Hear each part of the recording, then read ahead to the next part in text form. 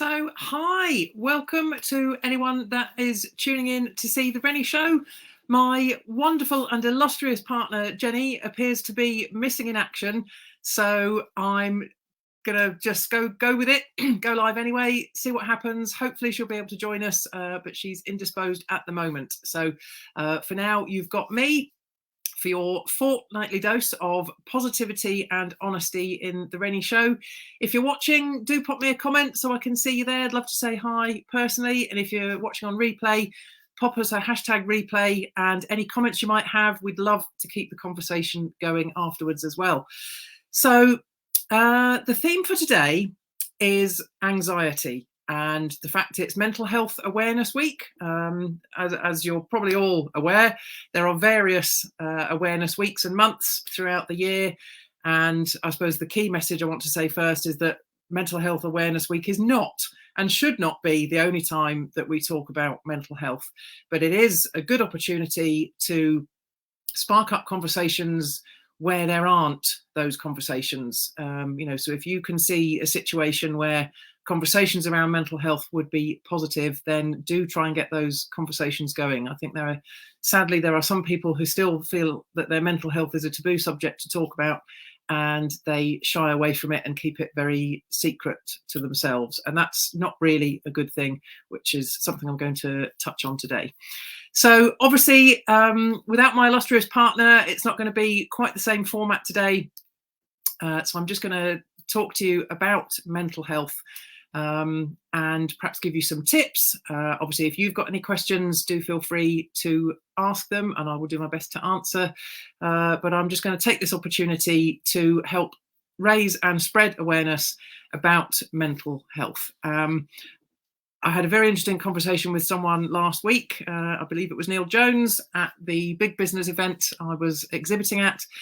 And he actually referred to it as mental fitness. And I think that's a really, really good way of looking at it, because, we're all aware of what physical fitness means, what it is to be fit, the things that we can do to help our physical fitness. And I like the idea of looking at it in the same way in terms of our mental fitness as well. There are definitely lots of things we can all do to promote mental health and mental fitness in both ourselves and in others. Interestingly, the Mental Health Foundation, which is a great website, by the way, in fact, I'm going to pop the website up. I thought I'd put it in here somewhere. Where is it? When I can work out how to do it, I will pop it up in the comments. But it's a really good website for information and resources in terms of mental health generally at any time. And the reason I'm talking about anxiety specifically today is because that is their theme for this year's Mental Health Awareness Week. So the Mental Health Foundation did some research in March of this year, and they surveyed, I think, about 6,000 people, and nearly 3/4 of those 6,000 people, so 73%, had felt anxious at least sometimes in the previous 2 weeks, with 20% anxious most or all of the time. Now, those aren't great statistics in terms of the amount of people that are experiencing anxiety, but hopefully that does go some way to show you that anxiety is very normal. It doesn't mean that you're crazy if you're experiencing anxiety. It's a very, very normal thing to experience. You could term it as a feeling of unease, worry, fear that can be mild or severe. So for many of us, it might be on the more mild end of the spectrum, but for some people, it can be really severe. And when you're feeling that fear, the body can't tell the difference. Your fight or flight and the stress hormones that start coursing around your body can't tell the difference between fear from being eaten by a saber-toothed tiger and fear of not being able to pay your bills this month. The cost of living crisis being a huge one at the moment for many people that's causing stress and anxiety. So it's important to acknowledge that stress and anxiety is normal. It's widespread. Everyone has it at some time or another, and it can be really mild right the way through to really severe. And clearly, when you're experiencing anxiety, it's a really positive thing to be able to do something about it. So there are a number of things you can do to help yourself when it comes to anxiety. And I think anxiety is one of many topics where it's really important to say that, you know, fitting your oxygen mask first is really important, then enabling you to fit the oxygen mask of others that depend on you. So looking after yourself first is really, really important in terms of anxiety. You know, if you often put yourself at the bottom of the pile in terms of priorities, then really consider that maybe you should move yourself up that pecking order, because if you don't look after you, how can you be expected to look after others around you? So there are a number of things that can be really helpful in terms of anxiety. Doesn't mean it's necessarily going to make it go away or cure it. It's more about trying to deal with the anxiety, accepting that whilst it in itself, it might appear to be a negative thing, if it is part of the way you operate and it's a regular thing in your life, acknowledging that is fine, it's normal, but there are things that you can do about it. So the first thing I want to talk about is connection. Human beings are naturally pack animals, and we do crave the attention of connection with other people. Now, since the pandemic, there's been a lot of our communication that has changed. A lot of communication, or connection, should I say, now happens online, and that's wonderful. It's connected us with parts of the country, parts of the world that we weren't able to connect with before in the same way. Speaking for me personally as a coach, I'd never coached someone anything other than face-to-face prior to the pandemic. Now I've coached people all across the country online, and even in New Zealand. So, you know, that online world does open up a huge host of possibilities of connection. But you have to remember that connection isn't the same as eyeballing someone face to face, actually being in the same room, feeling a rapport with someone, feeling that connection, whether it's in a physical sense or a mental sense, you know, being able to hug someone. I'm a huge hugger. If anyone that knows me will know that's the case.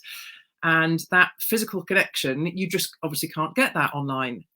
So whilst the online world is a great place to connect, it can be really easy to, you know, it's a superficial connection perhaps. So my plea, I suppose, to everyone is to look for those deeper, more meaningful connections that happen with face-to-face, you know, real conversations, and ideally, you know, face-to-face engagements with people, friends, colleagues, clubs, sports interests, hobbies, all those things.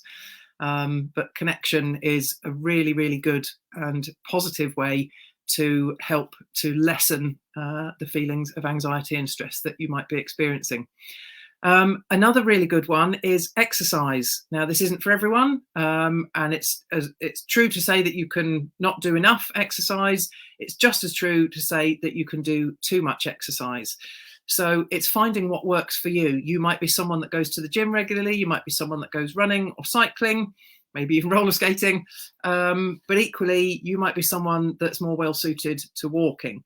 Doesn't really matter what the exercise is, but that regular movement of your body, getting the systems actually working, getting your heart pumping and your blood really moving around the system, and getting out there and doing something that will release endorphins, you know, those happy hormones that just increase your mood, lift your mood, which is particularly useful if you're feeling anxious. Now, I appreciate sometimes when you're feeling anxious, it's not always easy to want to do those things. But when you know the truth that it's really positive to do so, hopefully that's enough of a little nudge to say, you know, I might find this difficult, but I'm going to give it a go and just see how it goes.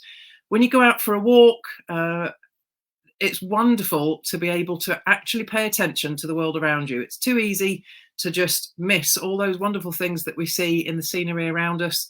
If you're out for a walk or a run, take the time to notice the nature that's around you, the colours of the leaves, the smells that are in the air, all sorts of things. Those kind of mindful practices can really help you to stay in the moment that you're in, rather than worrying excessively about the past or worrying excessively about the future. Another thing that's really important in terms of helping anxiety is sleep. That's when your body does all of its recovery. So it's a really, really important time to help your body and your mind to recover from the different things that you've been getting up to in your daily life. I think, sleep, we're all told, I need 8 hours a night. It will be different for everyone. There is perhaps an optimum for individuals, and that can change as you age. Sometimes you perhaps don't sleep quite as well. But again, that's all linked to the way you live your life, the nutrition that you're getting from your diet, not filling your body full of all the rubbish, which, let's face it, we'll do sometimes. All these things can really help your sleep to be better. It's all about the cycles of sleep that you're getting. It's not necessarily about the length of the time that you sleep. It's about the sleep cycles that your body goes through, so that you can have that time to repair all that's gone on in your body that previous day. Another thing that I find really helpful in times of anxiety is gratitudes. Now, again, that's something that most of you have heard me talk about many times. But when you start doing gratitudes on a regular basis, thinking about the things that you're really grateful for, things that you appreciate in your life, it then becomes easier to remember those things in the moments where you're perhaps having a downtime, you're feeling anxious, you're feeling stressed.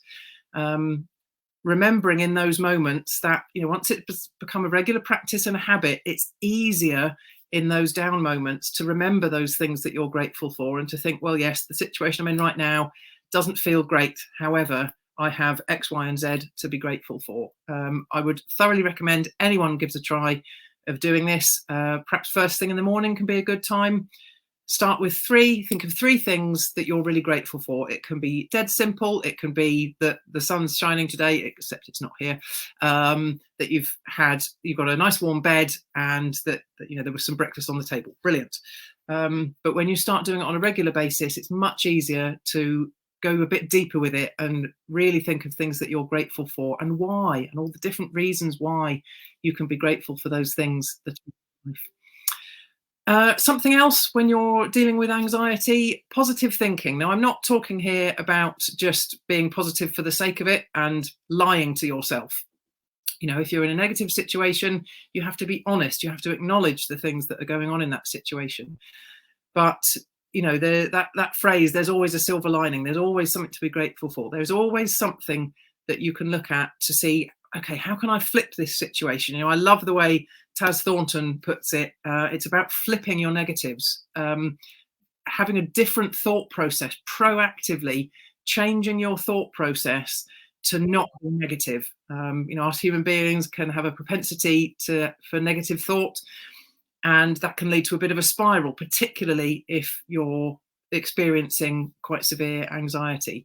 So just try and do what you can to flip those negatives. Think about the language that you're using in your negative self-talk, and see if there's something you can do to flip that to make it more positive. Another thing you can try, talking therapies. There are many, many talking therapies available that can help you with anxiety, help you to understand why you're experiencing that anxiety, and help you with tools to lessen that anxiety. Coaching, you wouldn't necessarily say directly is a talking therapy. However, it very much does have a therapeutic effect. So, talk to your coach, talk to your trusted friends and colleagues. This does come back to the whole connection thing. When you can talk about what's going on for you, it can have a real positive impact, because it can help you to realize, you can feel quite alone when you're anxious. Talking to someone really does help to remind you that you're not alone. You're not the only person experiencing this. If I take you back to the stats I mentioned from the Mental Health Foundation at the beginning, 73% of the 6,000 people surveyed said they had experienced anxiety sometime in the previous 2 weeks. So it is common. You are definitely not alone. And the last thing I just want to touch on that you can try is journaling. Getting those thoughts out of your head and onto paper can be really useful. Our short-term memories, our brains are not designed to hold lots and lots and lots of information in that short-term memory. So sometimes getting all the information out of your head, do a brain dump onto paper, can just help you to organize those thoughts and maybe make things just a little less overwhelming than they might have felt before. I will also mention that there are potentially some things that are good to avoid if you're experiencing anxiety. For example, alcohol, drugs of any kind, food, overeating. These are all things that can become a crutch, and you lean on them too heavily because they make you feel slightly better. We all know how great it feels when you've eaten a donut because it tastes good. But it doesn't mean that getting lost in that is a good idea for anxiety. Far from it. It's the opposite. So try not to lose yourself in those things if you can. I would also say be very careful with social media and the news. That can also, people refer to, doom scrolling on the various social media apps. If you can avoid doing that, or maybe try and proactively do a bit less of that, that can also help to reduce anxiety, because we're very quick to read all these negative stories and respond to the negative things that we're seeing in the press and on social media, and that's definitely not helpful to anybody. I, for one, don't particularly watch the news very much ever since the pandemic started, because I just found it so negative and it really impacted my mindset. So I watch the news, or I choose when to get news now, and I don't just sit there and live the negativity all the time. So that's all I've got for you today. In the absence of my wonderful friend Jenny, who is indisposed and couldn't be here today to do our normal questions, she will be back next time, and I will look forward to connecting with her again.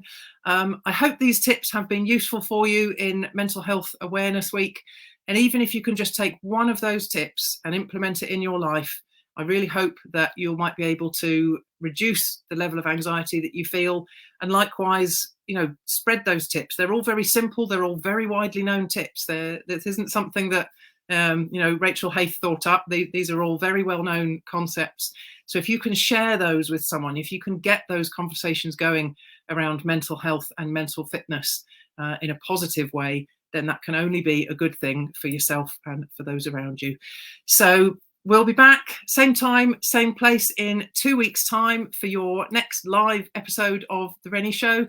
In the meantime, take good care of yourselves, and I hope that you have a really good fortnight. Take care. Bye.